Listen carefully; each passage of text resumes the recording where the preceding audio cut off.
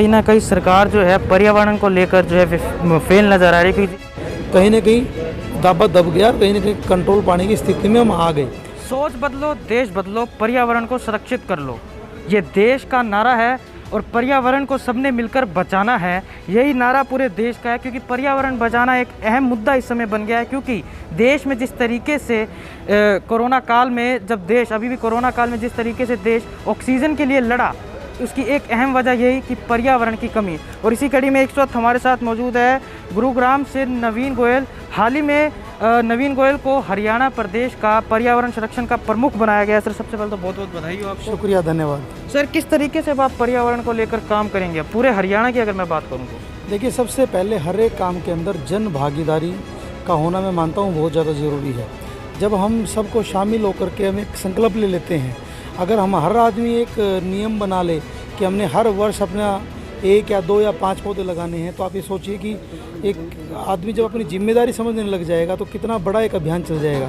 तो आने वाला समय बारिशों का समय है, तो मैं हरियाणा प्रदेश के सभी प्रत्येक नागरिक से, हमारी पार्टी के सभी कार्यकर्ताओं से निवेदन करता हूं आपके माध्यम से कि आने वाले समय में, खासकर जुलाई के पहले हफ्ते में, हम सबको 1 या 2 या 5 पौधे, चाहे वो फलदार पौधे हों, चाहे वो ऑक्सीजन, बड़, पीपल, नीम।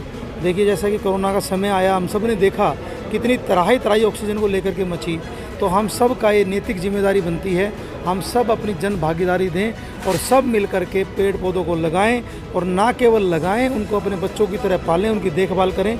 और वो आने वाले समय में हम अपने इस हरियाणा को, इस प्रदेश को, इस देश को हरा भरा बनाएं, और जो जैसी समस्या पीछे आई, इस तरह की समस्या ना आए, ऐसा हमने प्रयास करना है, प्लानिंग करना है। सर, किस तरीके से देखते हैं, क्योंकि आपको एक अहम भूमिका, एक अहम पद दिया है, क्योंकि पर्यावरण को लेकर जिस तरीके से पूरे हरियाणा में नहीं पूरे देश में देखा गया है, और ख़ासतौर से अगर मैं गुड़गांव की बात करूं, पोल्यूशन के मामले में गुड़गांव सबसे नंबर 1 पे आता है। तो किस तरीके से आप इन चीज़ों को सामने लेकर आएंगे और किस तरीके से इनको जो है सुलझाएंगे?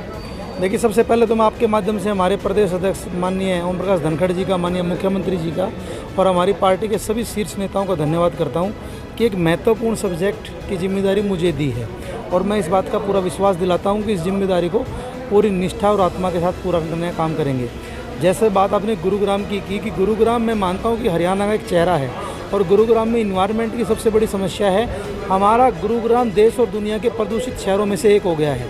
मैं आपके माध्यम से 4 छोटी छोटी अपील करना चाहता हूँ। नंबर 1, पर्यावरण से जुड़ी हुई 4 बातें हैं कि सबसे पहले तो हम पेड़ पौधे लगाएं, चाहे वो 1 या 2 या 5। दूसरी, मैं मानता हूँ कि सफाई को लेकर के कि हम सबको अपने आसपास का 50 फुट का एरिया साफ़ रखना बहुत ज़्यादा ज़रूरी है। तीसरी चीज़, पानी, हम पानी को खर्च करें लेकिन फिजूल खर्च बिल्कुल भी ना करें। और चौथी चीज़, पॉलीथीन, हम पॉलीथीन का बिल्कुल भी इस्तेमाल ना करें, क्योंकि हमारी मिट्टी में पॉलीथीन मिल करके उस मिट्टी की उर्वरकता क्षमता को वो ख़त्म कर देता है और 400 साल तक गलता नहीं है। तो हम अगर कपड़े के थैले का इस्तेमाल करते हैं तो उसका रीयूज़ भी होता है और उसका कोई भी हार्मफुल हमारी प्रकृति को लेकर के नहीं है।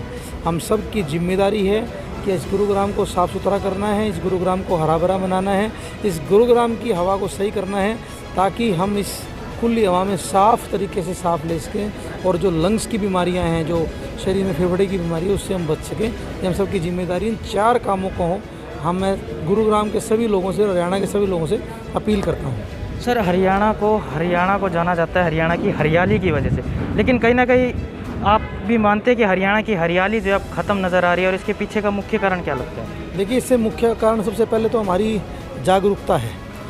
आज हमारी सरकार पिछले कई टाइम से बार बार जन जागरूकता का काम कर रही है।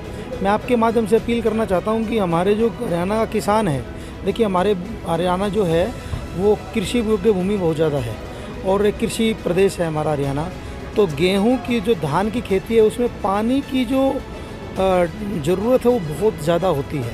हमारा किसान ना फलों की तरफ जा रहा है, ना एडवांस खेती की तरफ जा रहा है, वो सिर्फ गेहूं और धान 2 फसलों पे पीछे ज़्यादा लगा हुआ है। जबकि हमारे हरियाणा और हमारे देश में गेहूं का और चावल का उत्पादन पर्याप्त मात्रा में कहीं ना कहीं ज़्यादा ही है। तो हम सब को इन 2 फसलों से निकल करके, चाहे वो औषधि की फसलें हैं, चाहे वो फलदार वृक्ष हैं, चाहे वो चाहे वो मशरूम की खेती है, नई तरह के एक्सपेरिमेंट करने चाहिए। और उससे हमारी किसान की जो हमारी सरकार का एक संकल्प है कि आय डबल करनी है, वो उसमें भी सफलता मिलेगी हमारे को। और हमारा हरियाणा दोबारा से हरा भरा हो जाएगा।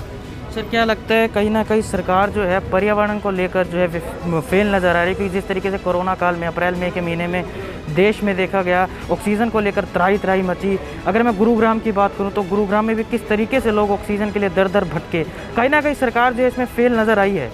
नहीं, आप ऐसा नहीं कह सकते। मैं इस बात को कहना चाहता हूँ, देखिए कोरोना जो बीमारी है, किसको पता था कि इस तरह की समस्या हमारे देश और दुनिया के ऊपर आ जाएगी। हमारे भारत देश को आप छोड़ दीजिए, अगर हम यूरोप की, अमेरिका जैसे एडवांस जो विकसित देशों की बात करें, उनकी अगर तुलना करें तो हमारा भारत देश कहीं ना कहीं फिर भी ठीक है। वहाँ पर जो मृत्यु दर को देखेंगे तो बहुत ज़्यादा हुई। इस बीमारी का क्या रूप होगा, क्या किस तरीके से कन्वर्ट हुई, किसी ने इस बात को बिल्कुल भी सोचा नहीं था। देखिए, जब ज़रूरत पड़ती है, जब समस्या आती है तो पता चलता है कि उसके लिए हमने क्या क्या और इंतज़ाम करने हैं। मैं हमारी सरकार को बधाई देना चाहता हूँ कि बहुत जल्दी से इस समस्या को काबू पाने में हमारी सरकार ने बहुत युद्ध स्तर पर काम किया है। चाहे वो ऑक्सीजन प्लांटों को लेकर के है, चाहे बाहर के उड़ीसा से, बाहर के प्लांटों से ऑक्सीजन मंगाने को काम को लेकर के है। देखिए, कुछ एक दिन तो 10 दिन तो पूरे देश के ऊपर ही विपदा का समय था, लेकिन हमारी सरकार ने तो बहुत ही तत्परता के साथ उसको कंट्रोल करने के लिए, उसमें साथ साथ सामाजिक संस्थाओं का भी बहुत सारा योगदान रहा है। तो मैं मानता हूँ कि कहीं ना कहीं दावा दब गया और कहीं ना कहीं कंट्रोल पाने की स्थिति में हम आ गए। और परमपिता परमात्मा से मैं ऐसी कामना करता हूँ कि ऐसी समस्या, ऐसी मुसीबत कभी भी दोबारा ना आए। सर आपने पॉलीथीन बैन की बात करी, लेकिन पॉलीथीन काफ़ी लंबे समय से बैन है। और स्वच्छता की आपने बात करी, सरकार का नारा था स्वच्छ भारत स्वस्थ भारत, क्या वो अब नारा बन के रहा है? क्योंकि ज़मीनी हकीकत कुछ और ही बयां करती है। और पॉलीथीन बैन जो है, अभी भी लोग जो है पॉलीथीन का इस्तेमाल करते हैं, क्यों सरकार उन पर एक्शन क्यों नहीं ले पा रही है इन चीज़ों को लेकर? देखिए, मैंने आपको बार बार कहा कि जन भागीदारी, जन जागरूकता, जब तक हम हर आदमी ये बीड़ा नहीं उठाएंगे, मैं इस बात को नहीं मानता कि इस बात में काम नहीं हुआ है। आप जब से मोदी जी ने, हमारे प्रधानमंत्री जी ने स्वच्छ भारत अभियान की शुरुआत की, अगर मैं नैपकिन होता है, कोई पानी का गिलास होता है या कोई बोतल होती है, तो पहले हमारी आदत थी कि हम चलती गाड़ी से फेंक देते थे या कहीं भी रख देते थे। अब हमने अपनी आदतों में सुधार कर लिया है, हम अपनी जेब में डाल लेते हैं, डस्टबिन की वेट करते हैं। बिल्कुल बहुत बड़ा चेंज है और ज़्यादा चेंज की ज़रूरत है। कैसे समझाएंगे लोगों को, कैसे समझा पाएंगे? देखिए, चाहे वो अवेयरनेस के माध्यम से है, चाहे मीडिया के माध्यम से है, चाहे सोशल मीडिया के माध्यम से है, चाहे सामाजिक संस्थाओं के माध्यम से है, हम सबको इसके ऊपर लगातार काम करने की ज़रूरत है। सर माननीय मुख्यमंत्री ने जो है 5 जून वर्ल्ड इन्वायरमेंट डे पर 2 स्कीम लॉन्च करी है।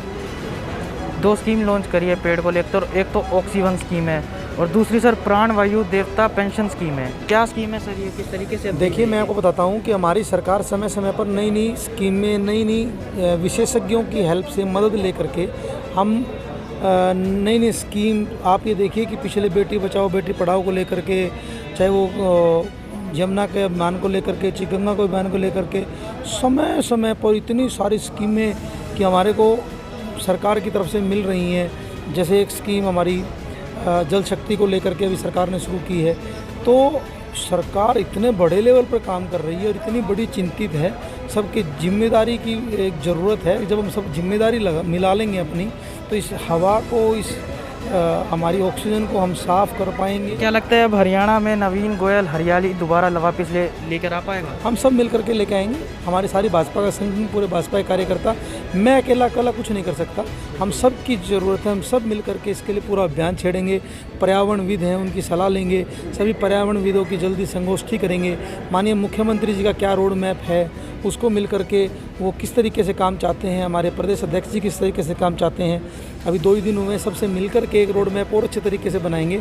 मेरी कोशिश रहेगी कि कम से कम 5 से 6 करोड़ पौधे इस आने वाले 1-2 महीने में हम लगाएं। बहुत बहुत शुक्रिया। तो ये थे हमारे साथ नवीन गोयल, जिनको हरियाणा का पर्यावरण संरक्षण का प्रमुख बनाया गया है। और अब देखना होगा कि जिस तरीके से नवीन गोयल ने कहा कि हरियाली को लेकर जो है अकेले नहीं, जन भागीदारी बहुत ज़्यादा ज़रूरी है। हम भी आपसे ये अपील करेंगे कि सबको मिलकर आना है और पर्यावरण को बचाना है। सब मिलकर आए और पर्यावरण को बचाए, ताकि पर्यावरण बचे और जन जीव को जो है सुकून मिल सके। तमाम खबरों से जुड़े रहने के लिए देखते रहिए रिपोर्टर्स इंडिया।